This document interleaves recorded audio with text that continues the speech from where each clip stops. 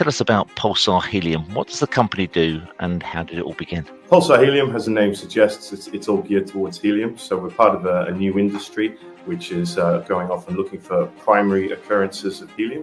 Primary being where helium is the primary economic driver, whereas typically helium has been a byproduct of natural gas production.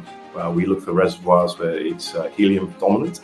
And it all started, well, really, I guess PULSAR was born in 2019. And that's when we became aware of a discovery that occurred in Minnesota for what is now our flagship Topaz project.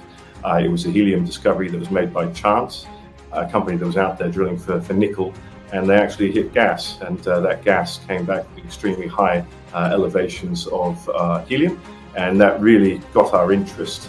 And then we went off, and now we're a listed entity in both Canada and in the UK.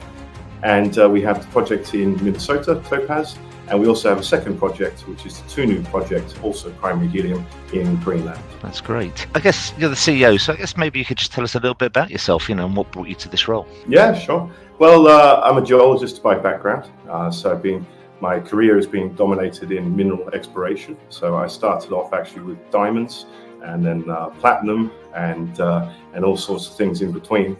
A decade ago that our technical manager, Josh Blewett, and I, we made a discovery over in Africa, in Tanzania, for primary helium. And really that was the first time about a decade ago that helium was becoming of interest, because of the shortage was really just starting back then. And so I guess we started up what is now this new industry. And so really, I guess, as my background, it's, living as a resident in Tanzania, exploring and basically looking across the country for all sorts of things. And then it happened to be helium. So I didn't really go out looking to get into the helium industry, but I guess it was a case of serendipity. And we made this discovery. Then it was a case of, a lot of research required. And building up, what makes a helium deposit, and why is it different to, say, the hydrocarbons, natural gas and oil? What makes helium different to explore for? Why is it there in such great quantity? And really then applied that globally. We were aware that in North America, so in the US and Canada, this area called the Rift, that area certainly had a lot of interest for helium. It had the right geology, but it was a case of, well, where does one start? It's quite a large area. And so really when we became aware of that discovery by chance that happened earlier by the explorers looking for nickel and instead found gas, that was really it. And it's a very exciting moment to say, look, we knew this area had great potential for helium. We now know the area to zero in on. And it was really, quite an easy decision to then pursue that opportunity and to create what is PULSAR. I also happen to be working in Greenland quite a lot beforehand as well, and so very familiar with the geology there. And we applied our knowledge with helium to Greenland, and it was very pleasing that in 2021 we then proved that theory correct by finding migratory helium there as well. So that's how it all began. Looking ahead, Tom, what does the news flow for PULSAR look like over the next 6 months? Yeah, it's going to be a really great time, actually. It's going to be busy and it's going to be very enjoyable. I mean, we really, as a listed company, we've only existed for just over a year now, and we've got off to a tremendous start. So the focus is on our project in Minnesota, so the Topaz project.